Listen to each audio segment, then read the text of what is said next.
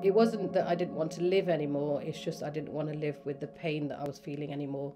I was a continuous self-harmer, and suicidal ideation was daily. One day it all went black and I couldn't be the person I used to be. I just had all this trauma and all this stress, and I thought, you know, my daughter and everyone else is better off without me here.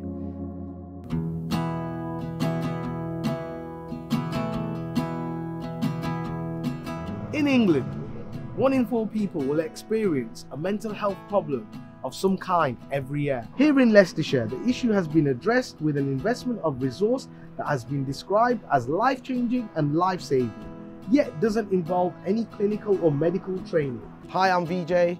I'm the station manager of Eva FM 102.5 Leicester, and I'm also a community worker, youth worker, and I work with different communities in and around Leicester. I worked with the NHS on their mental health consultation, and I was asked to come back to find out what's been happening on one of their biggest projects, the new peer support worker role. Poor mental health affects more people than cancer and heart disease every year, and I'm here to find out what's happening in Leicester to tackle this. I went to talk to Teresa Spilsbury from Leicestershire Partnership NHS Trust to find out more. Tell me a little bit about this investment and how it will help the communities of Leicester. We're looking at employing peer support workers. We already have some, but we want a lot more. So we think we'll end up with around 100 people in post. The reason we want peer support workers is because they have something that's a special gift at this point in time. They have lived experience of mental health conditions or are a carer of somebody who's got mental health conditions. The reason we want that experience is because nationally, locally, internationally, there's a lot of evidence that peer support works. One of the things that our service users say to us is that the workers don't know what it's like to be me, they don't know how it feels, and actually peer support workers do. We want to spread them around all of our work area. We also want them to represent the communities that we work with, and we know that that means employing people from a lot of different backgrounds, a lot of diversity, and we want to welcome people into our team from everywhere, from wherever they come. Having a lived experience of mental health is a key requirement to becoming a peer support worker. I'm interested in finding out what it's like for somebody to navigate that journey. To find out more, I've been speaking to a number of peer support workers. Ruxana has been a peer support worker for 2 years. She began to struggle with her mental health as a teenager, growing up with competing pressures of 2 different cultures. I was born here, I went to school here, you know, right up to 16, did my exams, so I did a lot of things that other young people did at the same age as me. But what I found was there was this sort of undercurrent of expectations from my own culture. Sometimes it felt a little bit like you were living 2 different lives. So you had a life outside of the home and then you had a life within home. And that was really hard to balance.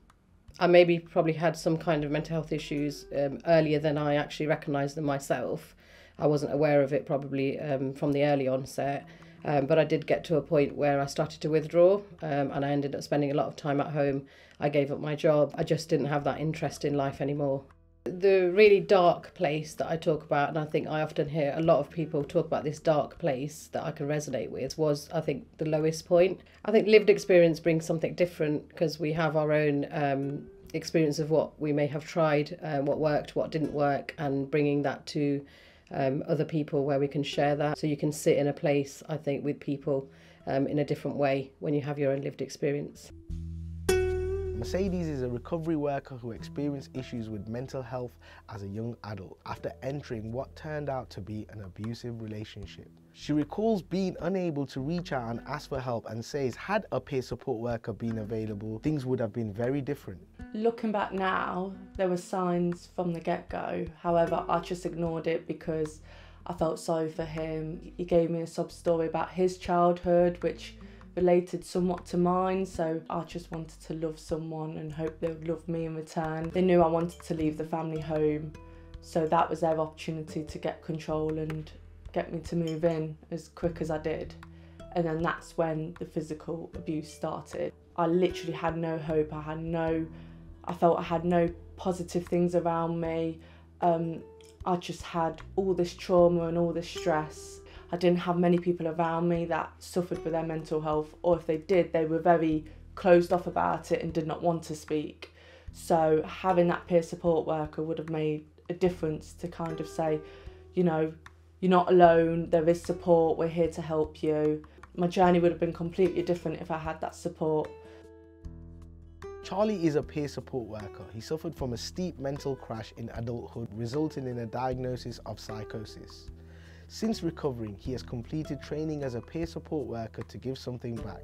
The typical conversations are around generalised anxiety. Sometimes people don't know why they're anxious, sometimes they do. The kind of other conversations could revolve around money and relationships. Money is a really big issue at the minute, but generally it's around anxiety, and we work to help them reduce it, relating to them with our lived experience. I mean, some people want to know what the experience is of the person they're talking to and what their qualifications are, but often it's a case of allowing them to have a bit of time to talk about what's going on, and then relating that back to lived experience of the volunteer.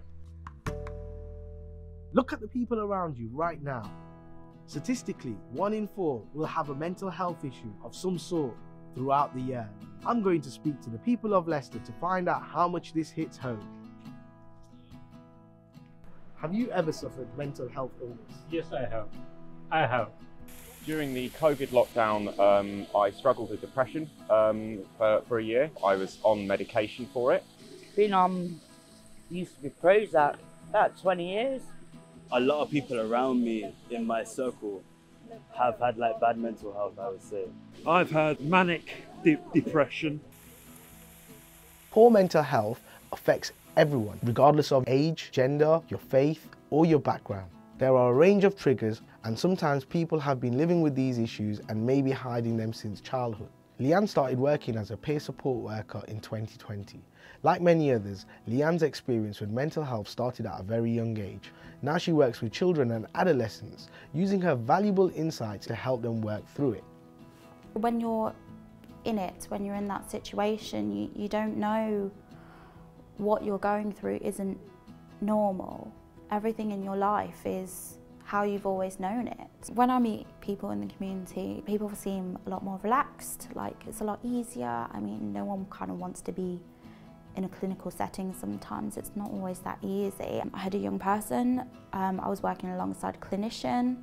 Clinician thought that peer support worker would be more appropriate for this young person, probably thought that I would be able to build better rapport and be able to go out into the community, because this young person had quite severe social anxiety, hadn't been in school for a number of years, and so as I was starting to work with her, she was becoming more comfortable, she was becoming exposed to different things. You know, we were having conversations that she's not really had with other people before because she's so isolated, and she made really, really good progress until she came to us and said, I don't think I need CAMS anymore.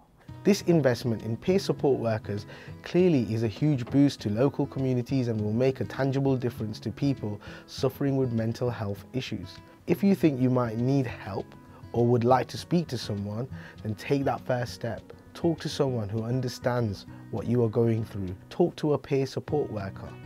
And if you have been on this journey already and have a lived experience and would like to use it, this could be an amazing opportunity for you to get in that recovery cycle and help others. I think it will change mental health service in such a huge way, but for the best, because it's offering more people to have that face-to-face interaction with people that have gone through their own mental health struggles and come out the other side of it. So I think that's key in someone's mental health journey. When I first read the advertisement, I read it and I thought, I could do that, you know, and people with mental health very often think, I can't do that. So changing that narrative and flipping it, you know, it was really nice.